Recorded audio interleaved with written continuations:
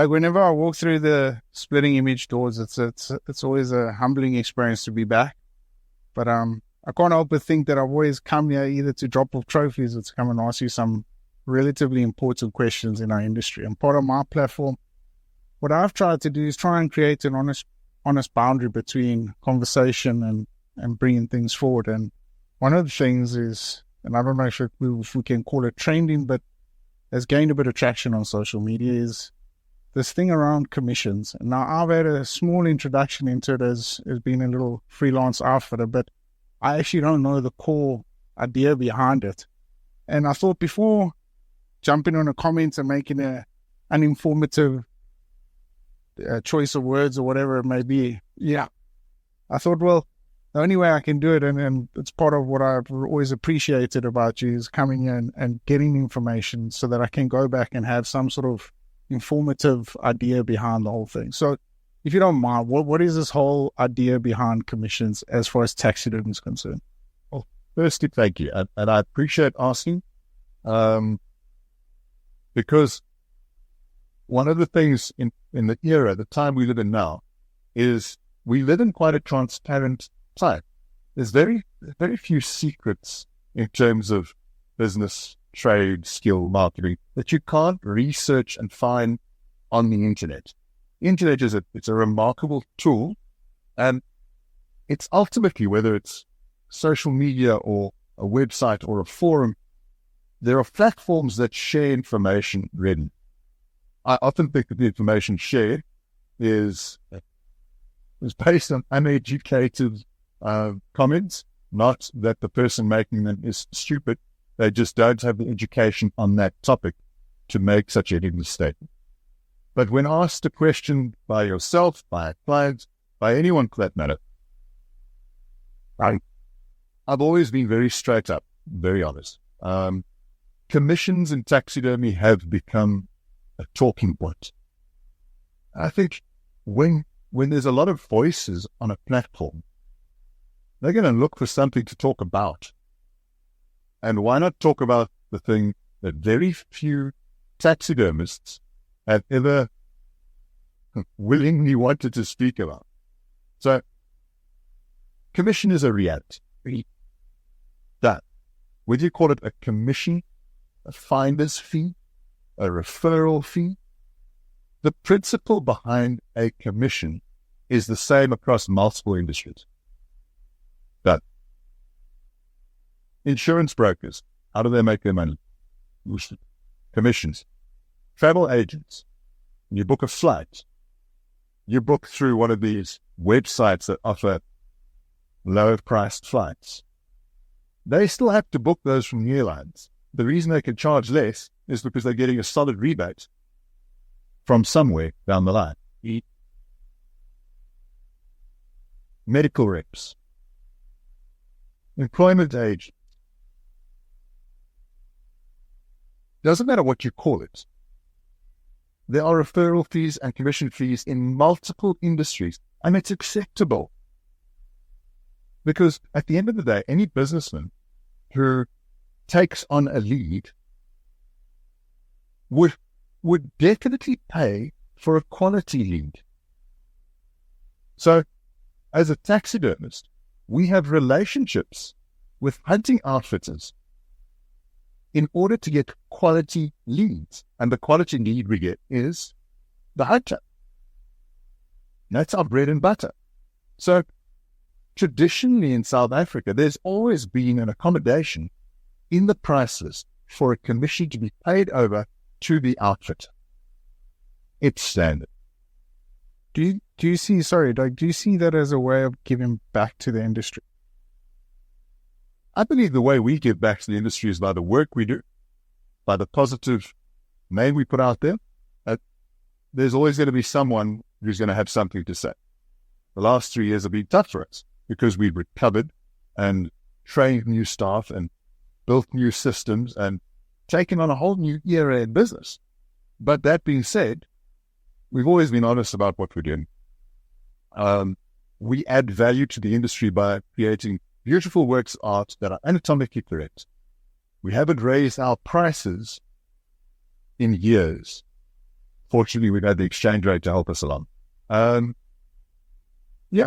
we do give back, but the investment of a commission paid for a good referral, that then gets taken into flights, marketing, and bringing more people into the industry, because the outfitters market to bring the hunter into this country. But it's not just the outfitters that call on commission. Outfitters, agents, other clients. We've had one in the last 3 days. A client who says, I'm coming over here with 5 of my buddies. If I get them to do their work with you, will you give me a commission? I'll bet you he's not telling his buddies that. Do you think that's a poisonous idea we've had for some time that's kind of crept in? A lot of the times I've always wondered if it happens frequently in the hunting industry. Oh no, I'm bringing 10 buddies and would you do my price differently and stuff? It becomes naturally expected. Is that something that we've started ourselves? And it brings me back to the commission basis, is that has it become something from the outfitter that is expected all of a sudden? Do they play you guys up against one another? Whoever really? I think with any structure in business, as long as there are predefined rules, it's easy to keep your head in. The predefined rule for commission is simple. Where I'm concerned, we pay the outfitter the commission. If the outfitter has a booking agent in the US, that booking agent needs to work with the outfitter and split the commission. If the client is bringing a group and he wants commission, no problem. The same rule applies. Speak to the outfitter. So we've always kept the rules clear. So let's throw a spanner in the works with a different scenario. A client comes to our company and it's his choice to hunt and bring his work, his own animals, to splitting image taxidermy. Immediately, when we receive those trophies, the outfitter expects his or her commission. Yes. And the client says, but it was my decision to go there. Yeah. No problem. Go to the outfitter and say to him, it's my decision to go there. I believe that there's a commission payable. I'd like that commission waived. Have that discussion with the outfitter. Have that discussion with your agent. But the fact of the matter remains, we've kept the rules in place. Yeah. We pay a fair, market-related referral fee for quality leads that turn into business. We do not pay a commission for a handshake. It has to turn into something. So there is a place for it, but I think the rules need to be defined, and everyone needs to stick to their lane. I find that often in this industry that the waters get a little bit muddy when guys want to go behind one another's backs, and hence why we sitting, because I want to figure out exactly from yourself on what goes on behind this whole commission story. Because I did a podcast a couple of weeks ago about agencies, and look, I'm not a big fan of an agent, but every man to his own. But how important is it now that the agents that are booking these hunts actually have to go through the outfitter? Because I somewhat tend to believe, and it's happened to me a couple of times, that they will actually start shopping around themselves for the best possible deal from every other taxidermist, and instead of going through the outfitter's preferred channel of distribution. So how important is it that these guys need to get on board and say, guys, listen, there's one channel of communication here? Because like we see, it can go sideways very quickly. It goes back to rules. If the taxidermists in South Africa, and internationally for that matter, follow the same set of predefined rules, you can't move. Then it's a win for everybody. Because in order to grow the industry in this country and offer the incredible product that South African hunting offers. We need tourism. We need hunters, and the local hunters for that matter. We need that. If the hunter doesn't come, the value is not in the animal. If there's no value in the animal, why would we develop lodges and these wonderful experiences? So the outfitter invests in getting the clients in. Travel, brochures, marketing. The outfitter pays the agents. They don't necessarily like them, but booking agents have been a very valuable service to retaining value in the South African hunting industry for many, many years. And I believe it's fair. The outfitter pays the agent commission on the hunt. The outfitter gets the commission from the taxidermists. But it also,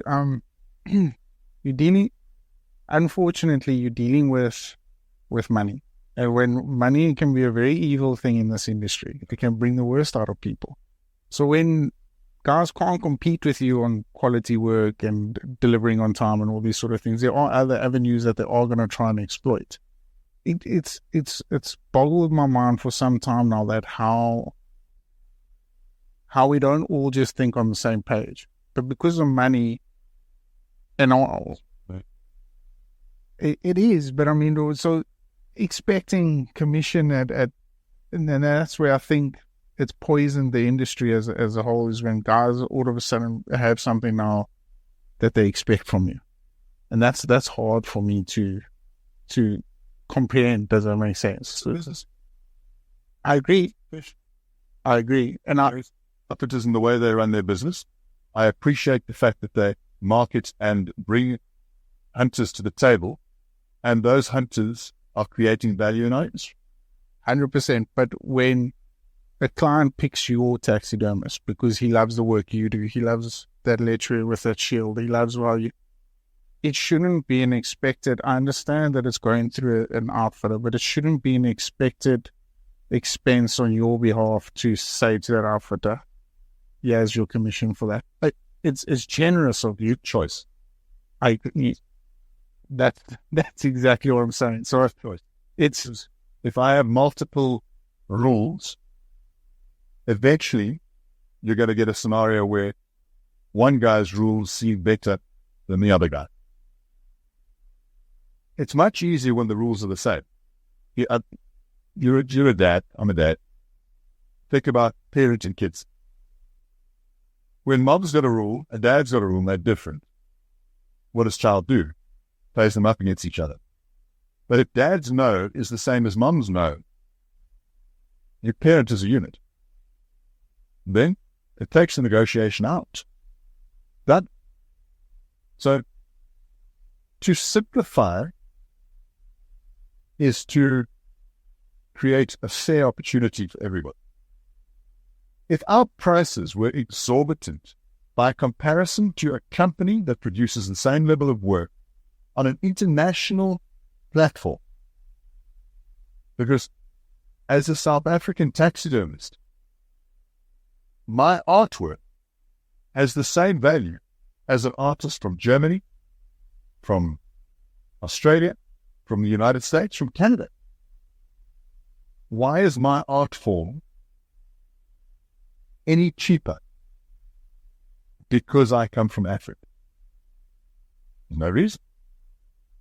I can do my art anywhere in the world and the standard will be the same.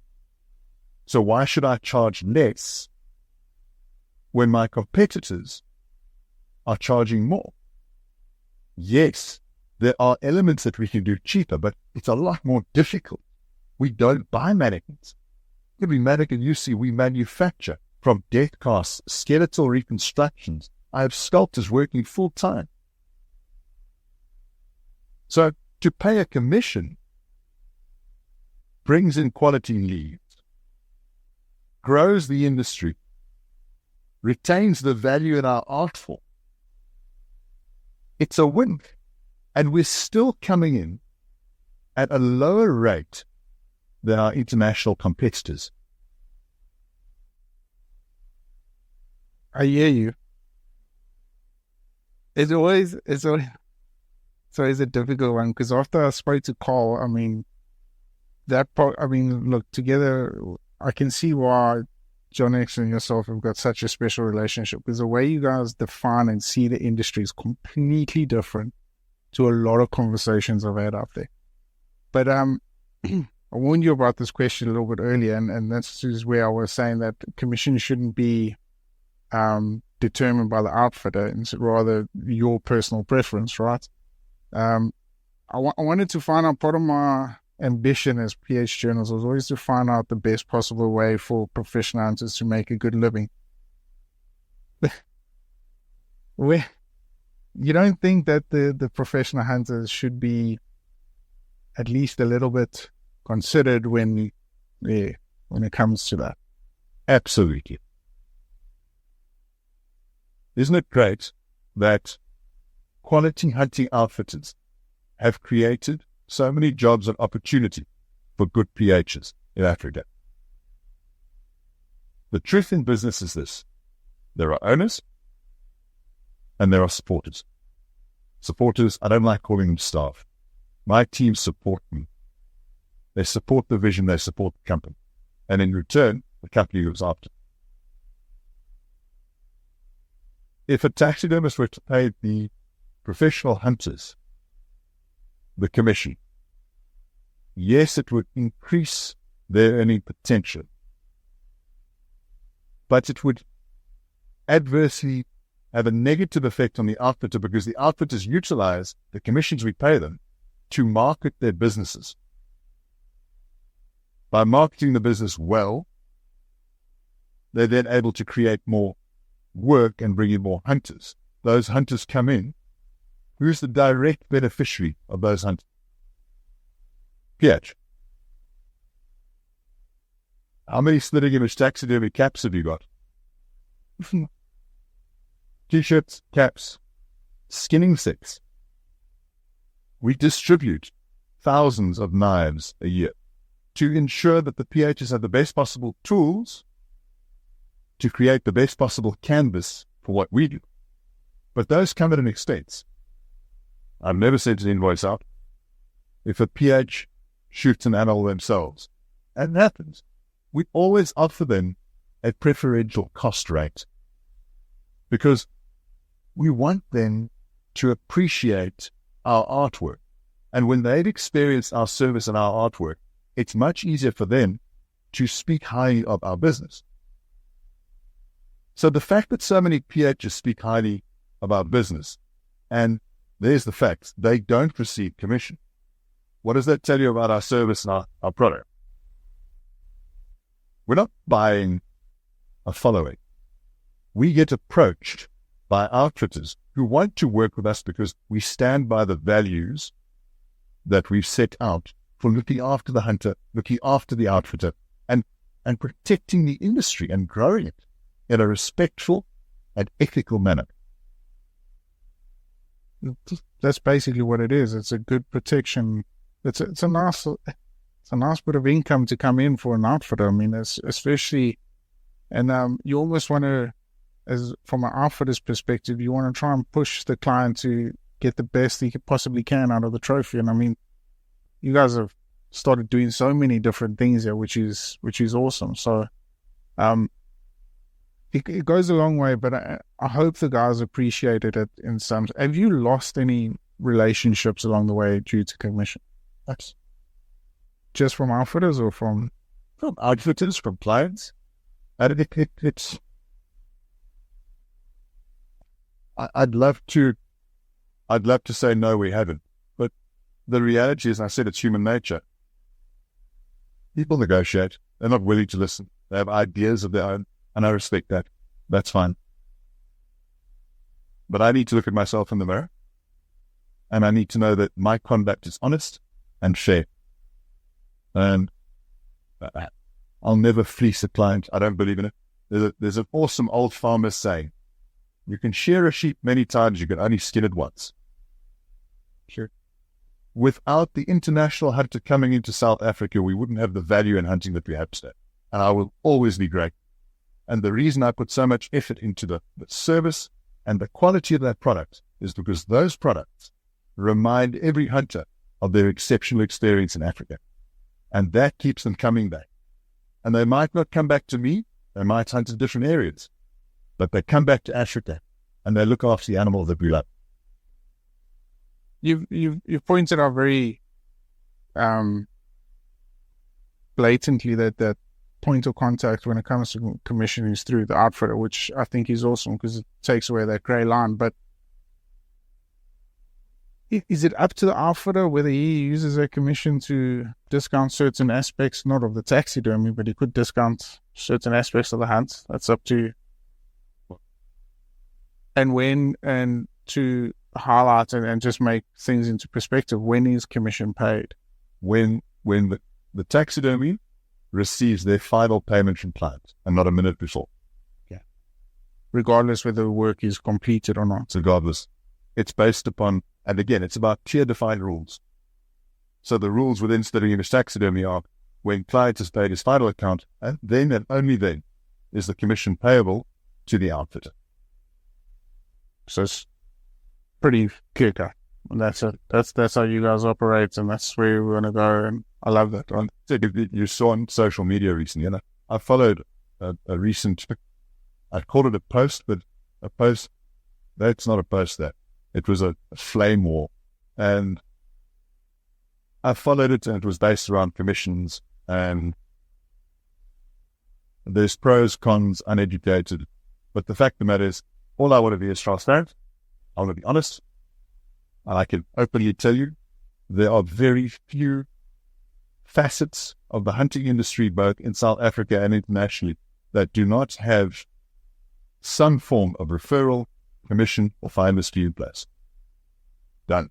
If someone says to you, we don't get commission, I beg to differ. Like, do you think it just often, I can't help but think, and I've listened to a number of podcasts over the couple of years, but I can't help to think we've always got something, there's always an argument or something going on between us in our industry. And I can't help to think, how do you guys navigate through this? How do you stay positive through these uneducated comments? I mean, it's hurting us. And the sad part is it comes from our fellow hunters. It is sad. The anti-movement, I'm going to go around this slightly. The anti-hunting movement figured out a long time ago, the easiest way to fight us is to divide and conquer. Make us fight ourselves. And that just weakens it. As opposed to everyone standing together, shoulder to shoulder, collecting sound facts, actual data, and saying, there's irrefutable data that points at that positive outcome because of hunting. If we did that, the industry at large would be much stronger. But unfortunately, and a saying one of the outfitters uses regularly, money makes you fun. And that's the truth. Money makes you fun. And in a competitive market, guys compete aggressively. And when they don't have product and they don't have service, the only other card left to play in the deck is price. And quite often, pride gets in the way. They forget to do their maths. And there's not much left at the end of the negotiation. So they rely on where they can squeeze out of the surrounding industry. It's a hard one because, I mean, like I said, I've done a couple of podcasts, and especially when I spoke to Cole and a couple of other guys, they say there's always bad apples in every industry, right?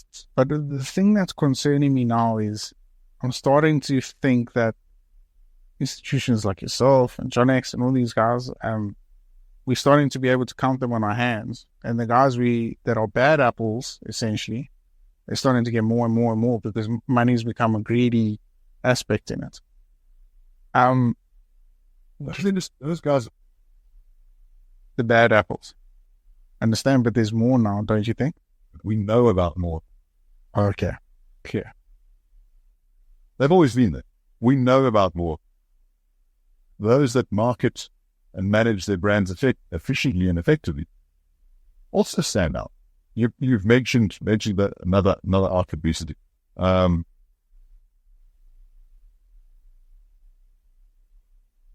We've worked with several outfitters for many, many years. When I started in the industry, I had support from several outfitters that have helped to grow Splitting Image Taxidermy into what it is today. I will always be grateful. Always. And out of pure loyalty and a handshake, I will always honor my side of the deal. And that is to assist in paying for their marketing. Some farmers don't have big enough land for all of their cattle. So what do? They lease. Okay? Lease land. There's multiple ways of structuring a lease. One of the more effective ways is a per month, per head structure.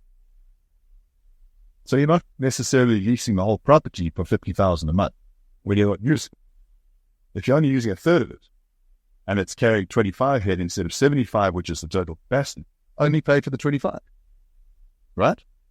So essentially, it's a similar thing in that the taxidermist pays commission for the good leads that come into the company. We don't pay a fee. It's not a bribe, a set amount of funds. It's based upon client for client, and it's based on percentages so that it's manageable. There are rules in place. And the minute it hurts the hunter, it must stop. But the price structures in South Africa in taxidermy are still considerably lower than the international market. It's just facts. Can you explain that a little bit with regards to the exchange rate like you did earlier? So, hey, let's take a buffalo shoulder mount. Beautiful one above your head. A buffalo shoulder mount to mount in the United States will cost approximately $2,100 for an equal quality mount that we do. All right? We charge $1,350. In order to get that buffalo from South Africa to the US, you have to pay dip and pack to dip and pack it raw.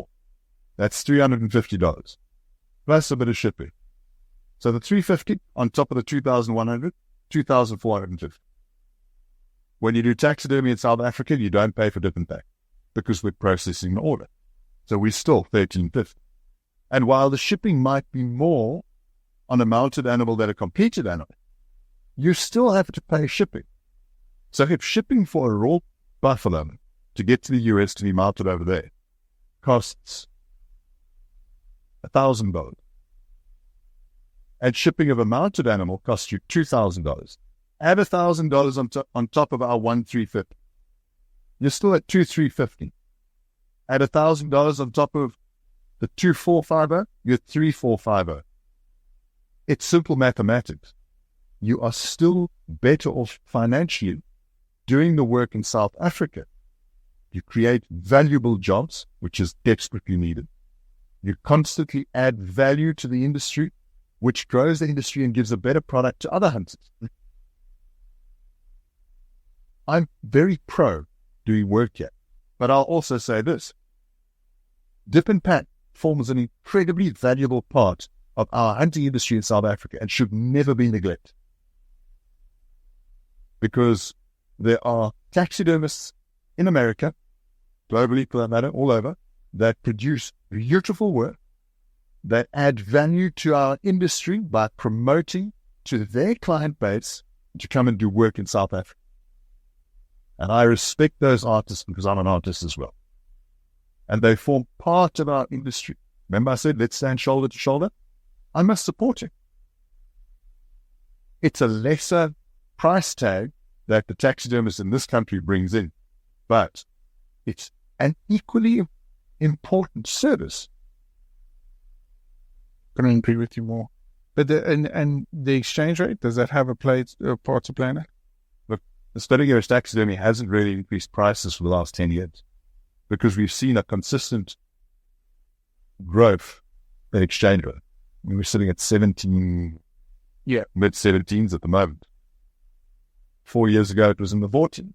So there's wins and losses. Remember, so we don't increase our prices because we're getting a good exchange rate. If the exchange rate falls back, we can't suddenly increase our prices because we pegged it for the year. And we've distributed our prices and we'll honor it. It's kind of like playing a dangerous game of was this dangerous part of the stock exchange, because I'm a very optimistic guy and I'm hoping this new government of ours strengthens our rand a little bit, and I'm sure it will, but then you get the politics on the American side. But I wanted to touch, you mentioned it earlier, on shipping. How important has it become to understand the basic costing of shipping? Because I'll be honest with you, my personal opinion and what I've understood shipping to be before we started having discussions was the crates rock up here, and whether it gets determined on the crates and whether you can fit 1,000 animals in one little crate or 600 animals in a big crate. It differed according to how many animals you had. But more I spoke to you, you told me that that's not the case. It's not about volume of animals that get shot, but volume of package. So shipping is calculated on volumetric weight. That volume means that you can have one big crate that is the same volume as two small crates. But two small crates are easier to load on the back of a pickup, easier to manage. There are laws in place that prevent, or should prevent, unrelated hunters from pooling, putting their work together under one name in one crate. It doesn't save you money. Not in the shipping. It may save you some in the clearing costs. Clearing cost is a US-based cost for the clearing agents to clear the trophies through customs. That's US fishing. Correct. And the likes of these clearing brokerages, which are all over the US. There are multiple. They charge per client. So if there's one client in a crate, although there's multiple animals, it's one fee. So it's a saving of maybe $500. But it feeds the law. No, don't do it. Period. Don't. We don't allow it. If we suspect that there are two hunters hiding under one name, we call it out and send it back to outfitter, and they need to organize a new pay. But when you say that, you even mean family members, right? Husband and wife who share the same residence can share a crate, but they each have to have their own hunting register and own hunting license. They can share a crate. So if the husband shoots 2 animals and the wife shoots 5, we can put them into one crate. But if the husband shoots 10 and the wife shoots 10, there's no point in one crate. It's going to be too big. And then from an age group point, when does the daughter or the son be separated from that? Daughter or son, as long as the child shares the same residence. And that's generally up until the age of 18. They share domicilium, therefore you can ship them together. But the rule is simple in this country. If you pull the trigger, you've got to have a hunting register and a hunting license. End of story. Whether you're 5 years old or 50 years old, doesn't matter. Shipping has, like everything else in life, gone up over the years. The 2020 period, the Russian-Ukraine war, all of these things have affected the cost of shipping internationally. Routes have changed for the big ships. Airlines have grown and some have gone down. There are embargoes all over the place. So there are dynamics at play that we can't control. And as a taxidermist, we often get blamed that the shipping is exorbitant. The shipping isn't exorbitant. It's actually in line with global trends. Inflation will lift the cost of shipping. It's common sense. It's business. It's just the way it is. The key is to manage the shipping. There are certain times of the year where shipping costs more. December, the nightmare. December, January. That's Christmas period for shipping. Our commodity, taxidermy trophies, hunting trophies, gets put to the back of the queue and gets charged a premium. But they come into March And mid-year, your rates decrease because those organizations, which are businesses, are looking for volume in order to make sure that their businesses move forward. You think that's an avenue that you guys, I wouldn't even know, but is that something that you guys have as some sort of agent that would advise when best time is to ship and not? Or do you recommend getting them out as quickly as possible? We've been through this for a while. As rule of thumb, and looking at the historical figures, we would always recommend that you don't ship in December and January. You are going to pay too much. So, and this has been to our detriment, in that we've been working hard to reduce our turnaround times back down to, we're now currently at about a 12-month, depending on the size of the order, 12 to 15-month turnaround time on taxidermy in South Africa at Splitting Image Taxidermy. At one stage, we were 18 months, which for me blew my mind and certainly annoyed a number of clients. But the fact of the matter is we needed to train up staff to make sure that they could do an international level of work and give clients something they can be proud of. So shipping has gone up. Don't ship over December and January. Rather be slightly patient. Wait 2 months. Consider the difference between air freight and ocean freight. We are starting to get more ocean liners going. At ocean freight, you're looking at about $5 per volumetric kilogram compared to a current rate of air freight, which is about $7 to $8 per volumetric kilogram. It's a good saving. It takes longer and you're going to have to be patient. So, because there aren't vessels that leave every single month. You have to consolidate, fill the 40-foot container, and that's why they get the benefit of a lower price. It's because you're sending parcels on these ships. Doug, sorry, just on the shipping there, especially with the rates and stuff going up and down, have you seen guys change their perspective on certain things that they want, whether they want a habitat or what, and they've actually gone, well, instead yeah. But that's why in the initial planning stage of any taxidermy order, we have a completely transparent estimate structure. This is what you're doing. That's more or less what you're going to be looking at for shipping. We just want to tell you, I don't want you to have surprises. Let's eliminate. Let's make the conduct as honest as we can and manage the expectation as best we can. Yeah, it's something that's definitely needed in this industry, is honesty. I mean, it's crazy. But I mean, I've seen, so generally, how many trophies can you fit into a reasonable size crate? I know they differ in size, but your general crate that leaves out here, that's affordable. I mean, an affordable crate, 1.5 cubes, about 8 animals. And the cost of 1.5 cubes, about $3,500 to $4,000. Obviously, if you're going to put pedestal mounts in there with the pedestal base, it's going to add up. If it's just shoulder mounts, they might knit together quite well and pack tight. That's why we stipulate that we will complete your work in a period as an estimated period. Once we receive final payment, only then do we queue it to crate it. We don't want to crate those trophies before final payment is received. Because once they get in the crate, we do a final clean and they look beautiful. Put them in the crate, seal the crate, send the crate. We don't want to crate these things if payment hasn't been received, and we then would have to open it and clean them again. We're very proud of what we do. We love the work, and we wanted to arrive there and must be like Christmas every day.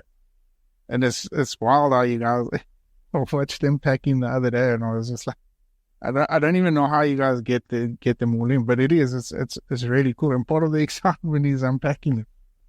Check those guys on Texas. Actually, wizards. Doug, before we go, I wanted to ask you this question, and you're very optimistic, but I want you to try and answer it as honest as possible. Do you see a positive future for our hunting industry? And when I say our hunting, I'm meaning South Africa only. If we stand shoulder to shoulder, yes. If we remember why are we here, and we remain true to the industry and the love of wildlife, we're fine. Make sure it's legal, make sure it's responsible, stand up for what we do. We need to gather actual facts and data, not so that we can fight, but so that we can put our side forward and it becomes irrefutable. I think it's an incredible industry. I love it. I think it's one of the most exciting, fun industries one could hope to be involved in. I've had a privileged career being exposed to it and learning from it. I've taken my punches along the way, and the last 2 years have by no means been easy, but the reward of the hard work is now starting to come into fruition, and it's awesome. And I've got a completely new energy. I think we've got a great industry. We need to care for it like anything. Nothing left unattended grows. You need to nurture it. And yeah, I'll continue to put a positive word out there. I'll continue to stand tall and say, this is what we stand for and how can we help? Because without the hunting industry in South Africa, our wildlife would suffer dramatically.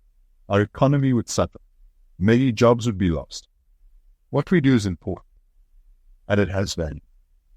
Doug, I mean, just chatting to you, and again, I'm going to mention Cole because, like I said, you guys have got a very unique perspective on it, but I can't help but think that how awesome it is that you guys manage to not block out the bad apples, you know they're there, but navigate such an optimistic way around this. What I've slowly started creeping into this negative aspect of it, because I find like we always, as hunters, we're always trying to put our fires amongst ourselves, and we're trying to always do one better on one another, and it's whereas the two of you, it's such a unique, and I guess that's why I love coming here for, obviously answering questions and also leaving more optimistic about the industry. Just to give you some perspective, John X Safaris has been a supporter of splitting image taxidermy for many years, and I'm very grateful. I value him tremendously. But I would be remiss if I didn't tell you very directly, there are many great outfitters that have built the foundation and laid the bricks of splitting image taxidermy. It is not one, it's many. And the way that different outfitters market their personal touch, what makes their company special, is something that I've learned from over the years, and I've applied into my own business. I have a lot of respect for hunting outfitters that run reputable, professional, honest businesses. And there are many. In the Eastern Cape, I'm a very proud Eastern Cape boy. There are some incredible outfitters that I will be eternally grateful for. If I had to start naming, it wouldn't be fair of me to name one and not the rest. And there's a list. And to them and every single outfitter that supports splitting image taxidermy, they know who they are, both in the Eastern Cape and throughout Africa, throughout South Africa. I'm very grateful, like incredibly grateful. And I will always put my best foot forward, stick my neck out, and push forwards. We've got a tradition since our very first podcast we started was Wes, and I'll ask you to do the same, as answering a question left by the previous guest. And this question goes as follows: what obligation do you feel as a conservationist in the industry that we have to put out there to the guys that are running a bad name for our industry? We are custodians of the wildlife in South Africa. We're custodians of our own industry. I was raised that if you don't stand for something, you'll fall for anything. While I cannot tell another man or woman how to run their business, I can choose whether I work with them or not.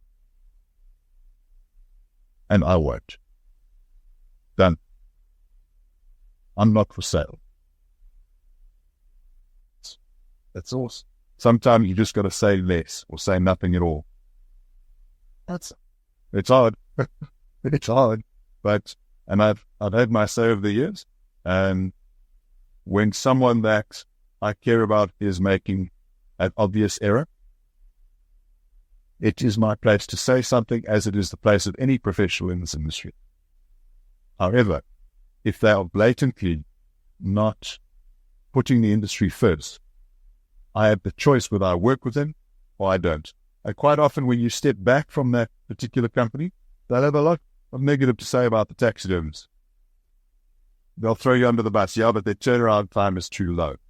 It is not too low, too slow. Their commission is too low. They'll find some reason other than standing up and going, we've decided to go a different route because our brands didn't align, which is a professional way of putting it. But I'm just going to stand back and be quiet. It's much easier. Often we ran to the keyboards too quickly and instead of making informative decisions. But Doug, thank you so much. This has been, once again, another very, very special episode. And I'm looking forward to hearing what everyone has to say about it. And I never thought I would say it since our first episode, but it's always nice to get all the positive comments and all the great work that you've done in the industry. And I really appreciate you taking up time of your busy schedule and coming and sitting here with me and clarifying a couple of niggles that we need to get through. So conversations. And as always, thank you. Thank you for what PH Journals is doing, for offering a platform that we can be honest on. That's all I want. It's just to be open and honest, and put a positive message out there. And thank you. I appreciate it very much. Anytime. Thanks so much.